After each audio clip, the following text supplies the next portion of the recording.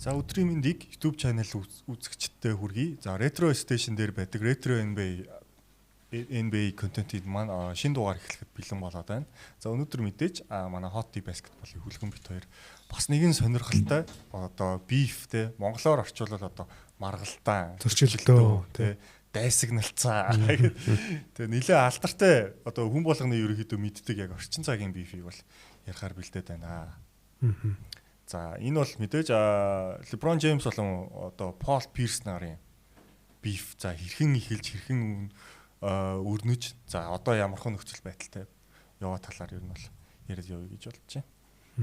За 2000-ад онд бол мэдээж энэ хүү beef маань бол эхэлсэн. За эхлээд ер нь хоёулаа Paul Pierce гэж LeBron James-ийг бол хүн болгон мэднэ тийм ээ. Одоо Paul Pierce маань бол зодог тайлаа бараг 9-10 жил болох чинь миний санаж байгаа. Тийм шүү дээ. Хамгийн сүүлд чинь Clippers-д цоц хэлсэн тий.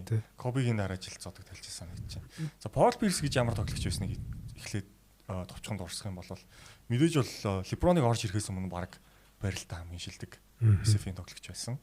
За 2002 оноос эхлээд All-Star тоглогч болж эхэлсэн. За Boston Celtics багтаага плей-оффтоос 2002 онд бүсийн финал хүртэл явсан. Тийм амжилттай нэг юм байсан. За 1998 оны 98 оны драфт. Тэгээ санагдаж байна. За тэгээд Paul Pierce-ийн бас яг нийтэд ил болж исэн бас ийм юу түүхүүд өгдөн шүү дээ. Одоо Savage түүхүүд өгдөн шүү дээ. Нуруундаа хотголсон, буудалсан. Гэхдээ тухайн үйлрэлтэй 82 тоглолтод оролцсон гэх тээ. Тийм түүхүүд өгдөг. За улмаар 2003 онд бол мэдээж LeBron James драфтлагдж байгаа. За тэгээд энэ драфтаас хойш ер нь бол ингээд энэ хоёр тоглогчийн өрсөлдөө шууд эхэлсэн гэж хэлж болно тий.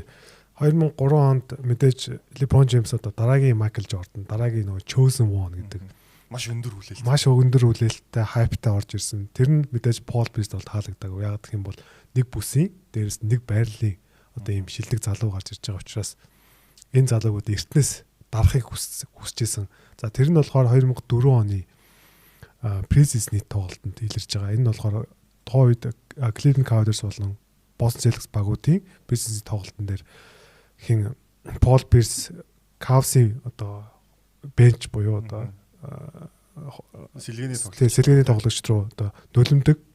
За тэгэхээр энэ нөлмаа тэгээд энэ нэлийн хоёр багийн хооронд бол нэлийн маргаа өрнүүлээд тэгээд бүр ингээд хувцсны ордны гадаа бүр зодолдох дээрээ хүртэл тулж исэн байдаг. Тэгээд ер нь тэрнээс эхлээл ингээд энэ хоёрын одоо өрсөлдөөн зөрчил талбай дээрхтэй зөрчил бол илэрж исэн. За мэдээж одоо Paul Pierce зодог талаасаа хойш медиагаар бол мань нэг бол нэлээ амаараа бол нэлээ явж байгаа тийм. Тэгээ одоо хүртэл ер нь бол одоо саяхан хүртэл нэг LeBron-ы талаар нэг юм хилцэн явж лээ. Тийм. Тэгээд энэ хоёр тоглогчийн карьерийг бол мэдээж одоо харьцуулахад мэдээж утгагүй одоо цагт бол тийм. Paul Pierce бол карьертаа NBA All-Star-ын гарааны тавтад бол нэрлэгдэж үзэж байгаагүй. Яагаад тэгэхээр яг бүсд нь байрал дээр LeBron James SF-ийн байрал дээр байгаа гэдэг. All NBA нэгдүгээр багтаас нэрлэгдэж үзээгүй. Учир нь бас байрал дээр нь LeBron байгаа гэдэг тийм нэрлэгдэх боломжтой байсан жилүүд дээр нь. За Pierce-ийн багийн амжилтын хувьд бол ерөнхийдөө нэг үлгэн салгаан тийм плей-оффын нэгдүгээр шат руугаа ордог, давдаг. За эсвэл тэгээ нэг юм контендер төвшөнд бол байгаагүй. Ер нь бол Celtics хангалттай сайн туслахч бол байгаагүй тийм. LeBron-ийн хувьд бол rookie жилээсээ эхний 2 жилээсээ цаашлаад бол дандаа плей-офф тийм. За тэгээд 2007 онд бол Pierce-с төрүүлээд NBA-ийн финалд гарчиж байгаа. За тэгэнгүүт 7 оны 100 нөгөө алдарт солилцоо болж байгаа шүү дээ. Boston Celtics-д Kevin Garnett бол Ray Allen-ыг авчирсан. Тэгээд ийхүү одоо Pierce-ийн хувьд анх удаага контентер төвшний багтай болсон. Тий, сайн хамтрагчтай болсон тийм. Супер багтай. Ер нь бол орчин цагийн супер багийн юм шүү дээ. За тэгээд тийм супер багтай болоод за улмаар Boston Celtics лигийг тэргүүлсэн, бүсээ тэргүүлсэн тийм. Тэгээ нэгдүгээр шатад авсныхаа дараа хоёрдугаар шатанд LeBron-ы Cavs болон Boston Celtics хоёр анхны одоо матчап нь болж байгаа. Эхний цуврал гэсэн үг. Тэгэд энэ хүү цуврал бол 4-3-аар тухайд дуусч ирсэн. Тэгэд хоёр тоглогчдын статистик талаас харах юм бол Paul Pierce-ийн стат бол нэлээд өндөр. За LeBron баг 35 оноод унтчихсан санагдаж байна тий. Тэгээд тухайн тоглолт ч нөгөө 7 тоглолт гардаг. 7 тоглолт бол одоо яг энэ хоёр тоглогчийн яг одоо бүр нэг эсрэг нэг тоглолтууд бол маш их болдог. LeBron 45 оноо авдаг бол Paul Pierce 41 оноо авдаг. Ийм айхтар хоёр тоглолтыг бол хийчихсэн те энэ хоёр. Тэгээ улмаар бол өнгөрсөн жилийн бүсийн авраг Cleveland Cavaliers-ыг Бостон хожиж Бостон гинэ Пол Пирс анхныхаа аваргыг авч одоо финалийн MVP болж байгаа те. Хүрүүлж авсан. За дараа жил нь бол энэ хоёр баг бол таараагүй. За 2010 онд бол дахиад харж байгаа. Тий. LeBron-ийн хувьд бол Cleveland Cavaliers-ын тухайн үед бол бүсэд хэрэгүүлсэн тий. Тий, LeBron 2 дахь MVP-г авцсан. Тий. Илүү тоглогч болоод орж ирсэн. За дээрэс нь Багтноос Mo Williams тий. Shaq байсан. Антон Джеймсон байсан. За тэгээд тухайн үед ч өөр чинь бил Андерсон Варэж өг гэх мэтчлэн бас. Ер нь нэлээд хүчтэй бүрэлдэхүүнтэй бол байсан шүү. Тухайн үеийн Cavs-ийн хувьд тийм NBA-ийн финал гарна гэсэн бүрэлдэхүүн байсан. Boston Celtics-ийн хувьд бол core бүрэлдэхүүн зардраагүй. За тэгсэн хэдий ч гэсэн мэдээж Kevin Garnett-ийн бэрхтэл гэмтэл за тоглогчдын жоохон насжилт гэх мэтчлээ. Celtics тэр жил 4-өр лөө 5-аар гарч ирсэн чинь баг. Тий, тэгдэг бах. Тийм талбайд аваадалгүй эхлүүлсэн. За хамгийн гисэн хэдий ч бол ер нь бол Celtics туршлага зааж дахиад LeBron-ы багийг бол илүүргэсэн. 6 тоглолтод энэ удаа бол Cleveland Cavaliers-ыг Celtics талбайдаа хожиж дуусгаснаар LeBron-ы сүүлийн Cavaliers-ийн өмсгөлтэй тоглолт. Тий.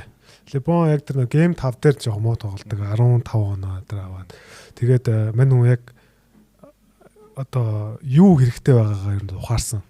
Тэ дахиад одоо Бостонд хожигдоод би өөр шинэ багт шинэ хамтрагчтай тэ илүү бүрэлдэхүүнтэй тоглох ёстой байна гэдгийг ер нь ухраад яг одоо ордоос гарахдаа Жерсигээ тайлаад гардаг шүү дээ. Кистэй тайлаад явдсан шүү дээ. LeBron сүүлийн 2 тоглолтод айгүй таараа тоглолдог. Тий, таараа тоглолт. Ер нь 2008 оны статаас бол бага байдیں۔ Тэгээд тухайн жилдээ бол Celtics бол дахиад аврагын төлөө гараад харамсалтай нь бол Lakers-тэй бол дахиад одоо рематч хийгээд бол хожигддог. За улмаар дараа жил нь LeBron James 2011 оны 100 алтарт тий decision нэвтрүүлгээр өөрийнхөө ур чадварыг Майами руу авчиж, South Beach руу авчиж, Dwayne Wade, Chris Bosh нартай нэгдсэн. За тэр жилдээ Heat 2-оор гарсан бол Celtics 3-аар гараад энэ хоёр дахиад бүсийн 2 дугаар шатанд таарч байгаа. Тэгж байгаа. Плей-оффын. За энэ цувралт бол харин LeBron бол бүх талаараа илүүргэсэн. Багийн бүрэлдэхүүн ч илүү байсан тийм. Энэ цувралаас Dwayne Wade их сайн тоглолдог. Dwayne Wade ч бараг 30 оноо дундалцсан санагдаж. Dwayne Wade-ийн яг он жилүүд яг зөв зөвсгөл болж исэн үе байсан. Тэгээд мэдээж Chris Bosh, Kevin Garnett-ээс илүү тоглогч болсон байдаг ч юм уу тийм. Тэгэд 4-1-ээр бол дуусгасан энэ цувралт. Ингэснээр бол LeBron бол анхныхаа ажлыг аваа. Тэгээд LeBron бүр тэр нэг юм iconic зураг байт юм байлээ. Бүр ингээд 5 дахь тоглолтод Boston-ыг ялсны дараа бүр ингээд талбай дээрээ сөхөрч суугаад ингээд. Boston Celtics-ууд ингээ 2-2 удаа хожигдсон байгаа. Тэгээд их sweet одоо яалт гэж байна. Тий, одоо нэг давж чадахгүй байсан юм а давж байгаа учраас их баярлж байсан үе тий. Тэгээд зарим хүмүүс бол энийг бол нөгөө Michael Jordan Bad Boys-ыг давсантай адилхан гэж төлөөлүүлж ярьдаг. За тэрний дараа жил нь бол энэ хоёр дахиад тулж байгаа. Тий. 2012 онд. Энэ үед бол бүсийн финал тийм. Реал яваагүй байсан тий сүүлийн жил. Реал яваагүй байсан тий. Тэгээд энэ удаа бол 7 тоглолт гардаг гэж байна.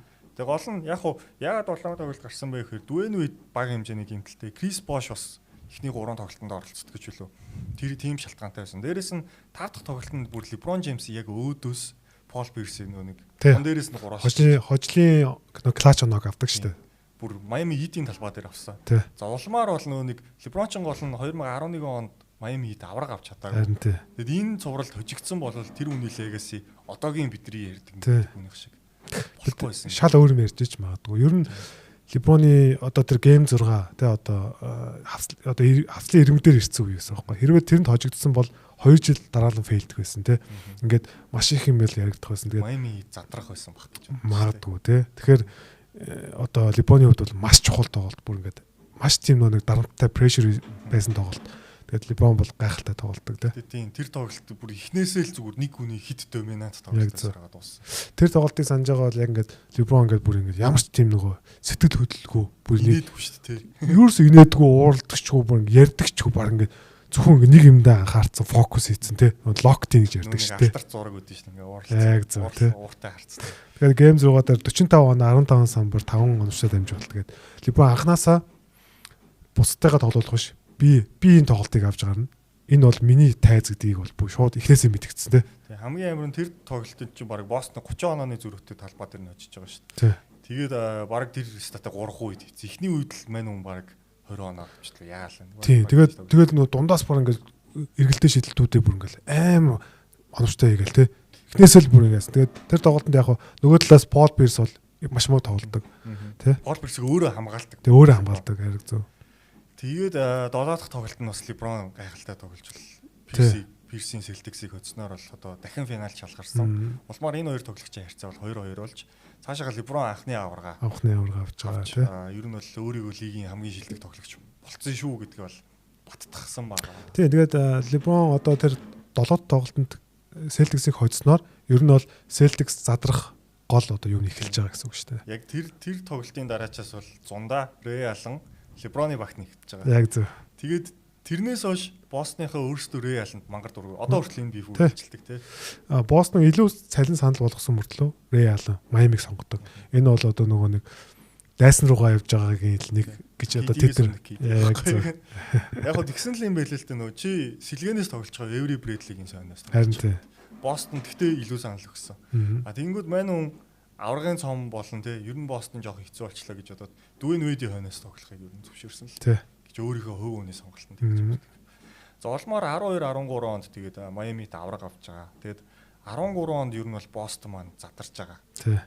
Бидний мэдих их гурвал за тэгээд Rajon Rondo-тойгоо л ер нь үлдсэн. Тий.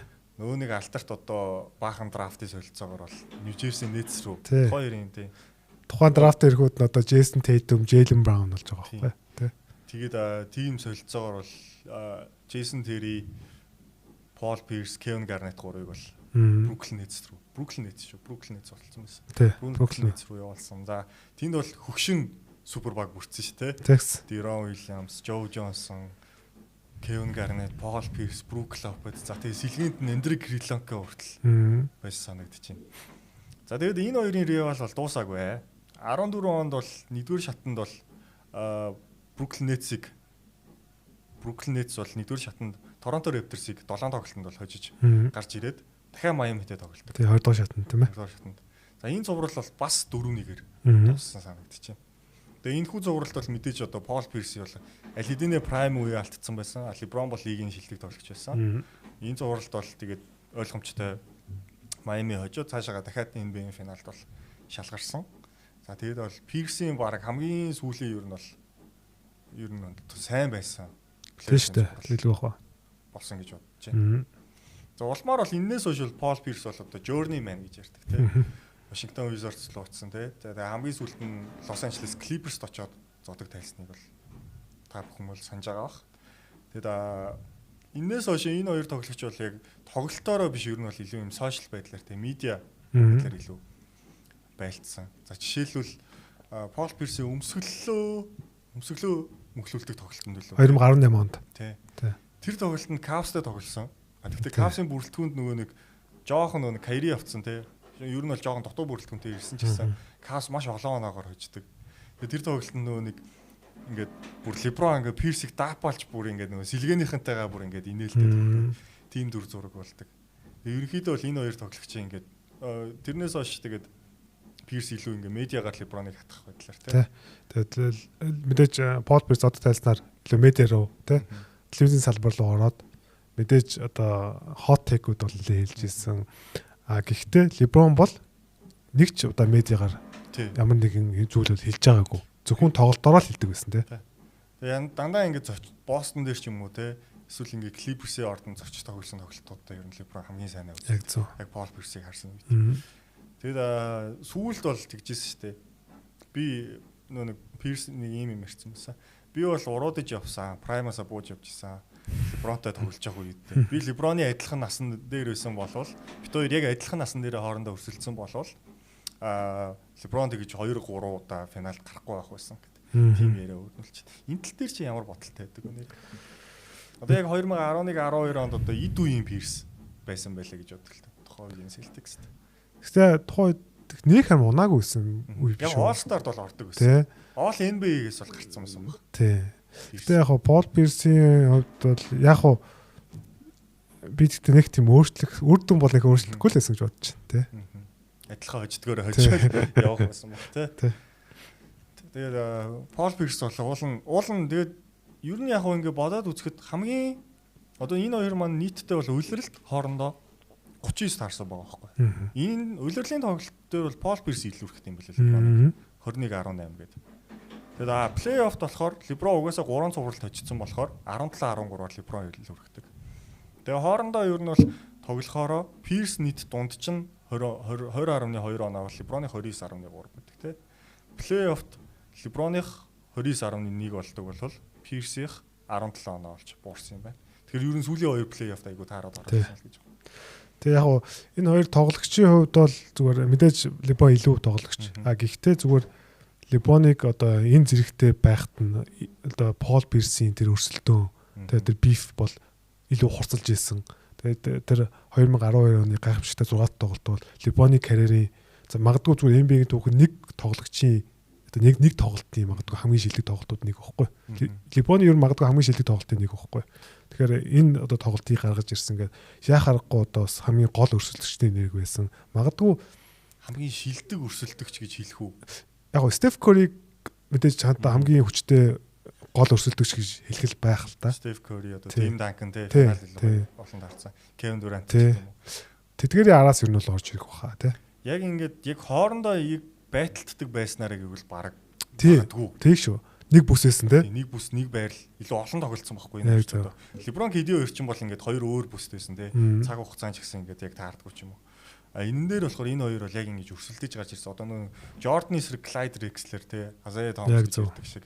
Леброны эсрэг Paul Pierce гэдэг энэ маргаан бол одоо хүртэл явж байгаа. Гэхдээ хин ялагч байж хин нь бас те юу хожиж харуулсныг бол бид бүгд бол ингээд түүхүүс угаасаа харчиж байна.